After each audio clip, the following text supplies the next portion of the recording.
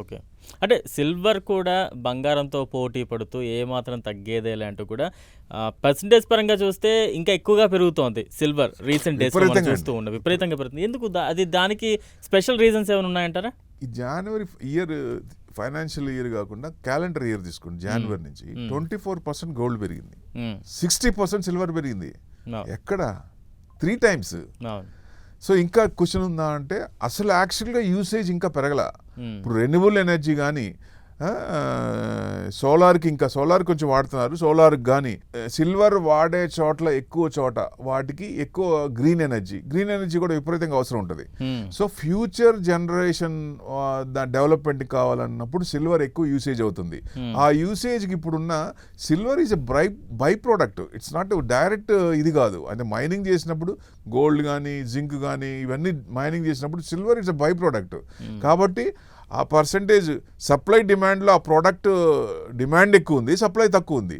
So world మొత్తం చూసుకుంటే కొన్ని ఇవి కూడా కొంచెం మూతపడ్డాయి. దానివల్ల డిమాండ్ ఎక్కువ ఉంది కాబట్టి ఆ రేట్ ఇంకా విపరీతంగా పెరుగుతుంది. ఒరిజినల్ అసలు గ్రీన్ ఎనర్జీ వచ్చినప్పుడు యూసేజ్ మనం ఫుల్ లెంత్గా గ్రీన్ ఎనర్జీకి వచ్చినప్పుడు సిల్వర్ అనేది డిమాండ్ విపరీతంగా ఉంటుంది. సో ఇప్పుడున్న రేట్ల కంటే మనం 24%, 60% అన్నాం, అప్పుడు ఇంకా విపరీతంగా పెరిగే ఛాన్సులు కూడా ఉంటాయి. సో అవసరం ఎక్కువ ఉంది కాబట్టి అంటే ఇండస్ట్రియల్ మెటల్ అయిపోయింది, అది ఇండస్ట్రియల్ యూసేజ్ మెటల్ అయిపోయింది. ఎక్కడ చూసినా దేంట్లో ఏ సెక్టర్ చూసినా they are using silver demand పెరుగుతుంది. సో దాని అనుగుణంగా ఏదైనా దానికి రీప్లేస్మెంట్ ఏదన్నా ఉంటే కాపర్ తీసుకోండి, కాపర్ వైర్స్ కానీ అట్లాంటివి పెట్టుకొని మొత్తం కొత్త కంపెనీస్ రావాలన్నా, డేటా సెంటర్స్ ఇట్లాంటివి రావాలన్నా మెయిన్ ఈ కాపర్ యూసేజ్ కూడా విపరీతంగా పెరుగుతుంది. అంటే ఇండస్ట్రియల్ డెవలప్మెంట్ మీద ఎక్కువ అవుతున్నప్పుడు ఈ ప్రోడక్ట్స్ అనేది, ఈ మెటల్స్ అనేవి ఎక్కువ యూజ్ అవుతాయి.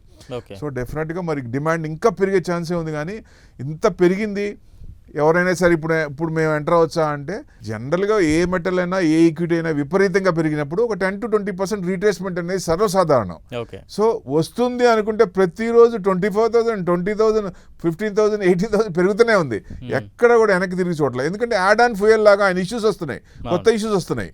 సో ఫ్రాన్స్ మీద వైన్స్ మీద 200% ట్యాక్స్ అన్నారు. సో హుండై కొరియన్ కార్స్ మీద ట్యాక్స్ అంటున్నాడు ఆయన.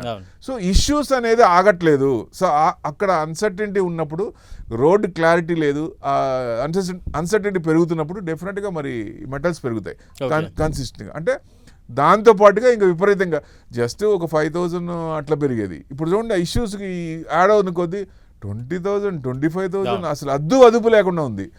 అసలు ఏమి ఇంకా అడ్డగోలుతనంగా పెరుగుతున్నాయి అవి. అసలు చాలా మంది కూడా జస్ట్ ఏదైనా తగ్గితే ఎంటర్ అవుదామని చూస్తుంటే ఎక్కడ దొరికే ఛాన్స్ కనపడట్లా. కొనాలంటే భయం కదా, ఎవరైనా కొత్త వాళ్ళు ఎంటర్ అవ్వాలంటే. ఆల్రెడీ ఉన్నవాళ్ళు అమ్మారంటే మళ్ళీ కొనాలంటే పరిస్థితి కూడా లేదు, మళ్ళీ కొనాలంటే భయం మళ్ళీ తగ్గుతుందేమో అని. సో కొన్నవాళ్ళు ఉంచుకుంటేనే కొంచెం ప్రాఫిట్ కనపడుతున్నాయి, అమ్ముకున్నారా ఇక మళ్ళీ కొనే పరిస్థితి లేకుండా ఉంది ప్రస్తుత సిచ్యుయేషన్లో. సో ఎప్పుడైతే ఈ పారామీటర్స్ అన్ని మారినాయో then it will come down over a period. ఒక కొంత పర్సంటేజ్ 10%, 20% జనరల్గా అనుకునేది మేబీ 40% కూడా రావచ్చు. పారాబోలిక్ పాత్ కూడా రావచ్చు ఎక్కడో చోట. అందుకే నేను అలర్ట్గా ఉండమంటాను. మనం అది సాధ్యం.